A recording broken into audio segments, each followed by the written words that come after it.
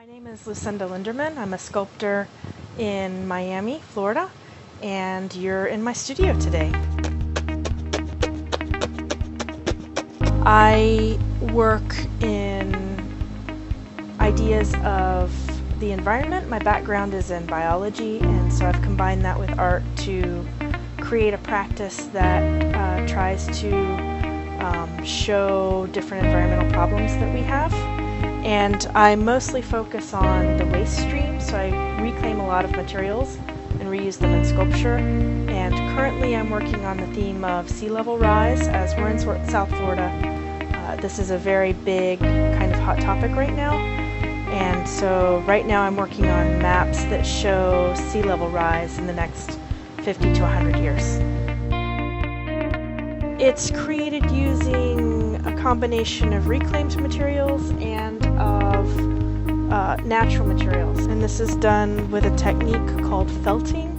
This is all hand felted with needles, where I punch it thousands of times with needles to make the fibers go through the cloth.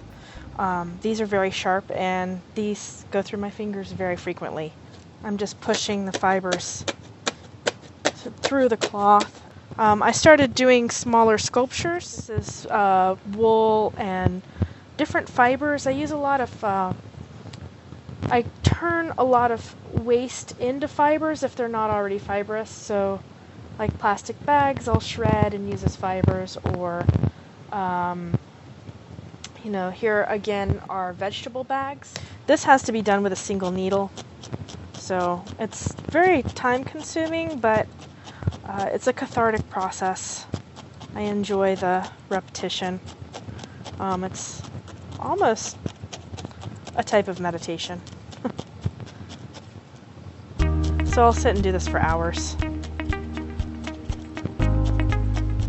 Factory labor.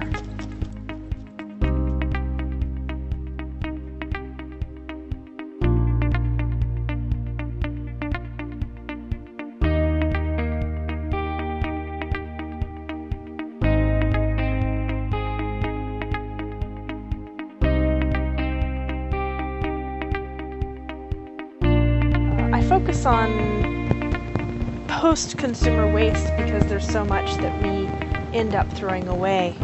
That's an issue that's very dear to me, trying to get people to make good decisions about what they purchase and to try and cut down on their own waste.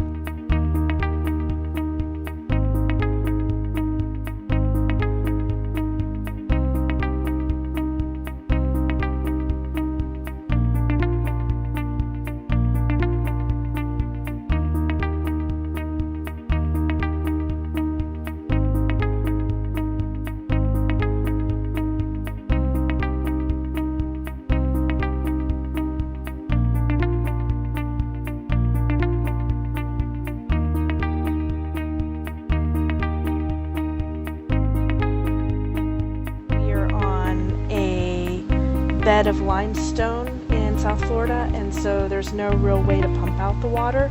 It just keeps seeping back in.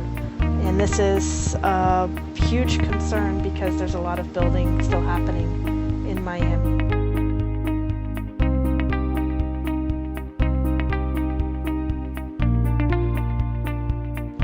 I had a studio for a little while that was very far away from my house. And with traffic, it just was not, oh, I just broke a needle. This happens often. It wasn't enjoyable to drive there, so I just decided to have a tiny studio and move back home. Second one. So making one of these takes, just getting kind of the felt to a spot where I can work with it takes about 40 minutes.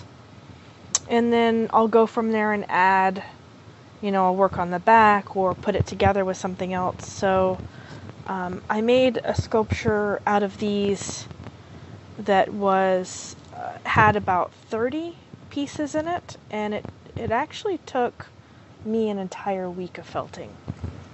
Sometimes I have a hard time seeing work that's based on science because I don't know if it's accurate or not. I don't know where the artist is getting their information from. With a biology background, I'm concerned with those types of interactions. So it's very important to me to make sure that the information that I give, since this is an educational artwork, that the information that I give is accurate